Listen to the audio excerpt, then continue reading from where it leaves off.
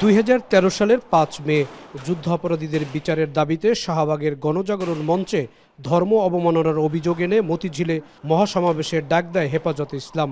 সেই সমাবেশ রূপ নেয় ভয়াবহ সহিংসতায়।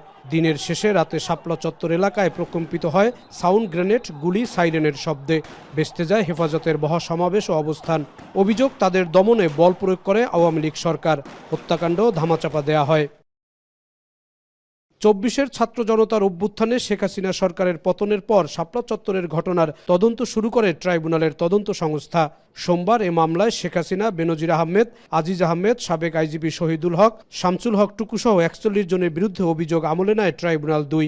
অভিযোগপত্রের ওপর পরবর্তী শুনানি 16 আগস্ট দিন ধার্য করা হয়েছে। পলাতক আসামিদের বিরুদ্ধে গ্রেফতারি পরোয়ানা জারি করা হয়। ডাক্তার দীপুমণি, ইনু, টুকু, জলিল মণ্ডল, সাংবাদিক শাহরিয়ার কবির, মোজাম্মেল বাবু, রূপাসহ 10 জন গ্রেপ্তার আছেন। পলাতক রয়েছেন 31 জন। পরে চিফ প্রসিকিউটর আমিনুল ইসলাম বলেন, হেফাজতের সমাবেশ পণ্ড করার মধ্য দিয়ে একটি ইসলামিক দলকে নির্মূল করার চেষ্টা করা হয়েছে।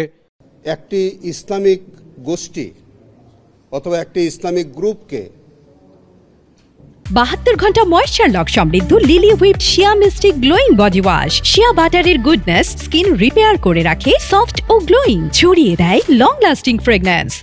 তাদেরকে ডেস্ট্রয় করে দেওয়ার জন্য, নির্মূল করে দেওয়ার জন্য তৎকালীন সরকার কিছু ব্লগার অ্যাক্টিভিস্ট অথবা কিছু লেফটিস্ট, যাদেরকে আমরা নাস্তিক বলে সম্বোধন করতে পারি, এই জাতীয় কিছু মানুষ দ্বারা প্রভাবিত হয়ে হেফাজতে ইসলামের মতো একটি সংগঠনকে নির্মূল করার জন্য সরকার অত্যন্ত পরিকল্পিতভাবে তাদের উপরে সেই দিন এই নারকীয় আক্রমণ এবং হত্যাযজ্ঞ সংগঠিত করে। শাপলা চত্বরে 32 জন আর নারায়ণগঞ্জে 20 জন হত্যার অভিযোগ আনা হয়েছে। শেখ হাসিনা সহ 31 জন আসামির বিরুদ্ধে গ্রেফতারি পরোয়ানা জারি করা হয়।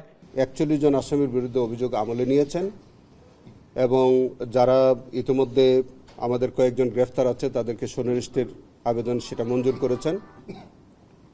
যারা পলাতক আছে তাদের বিরুদ্ধে গ্রেফতারি পরোয়ানা জারি করা হয়েছে। শাপলা চত্বর হত্যাকাণ্ডের মামলায় 15 জন সাবেক মন্ত্রী ও এমপি, 3 জন সাংবাদিক, 21 জন সেনা ও পুলিশ কর্মকর্তাকে আসামি করা হয়েছে। জাহিদ হাসান, এখন, ঢাকা।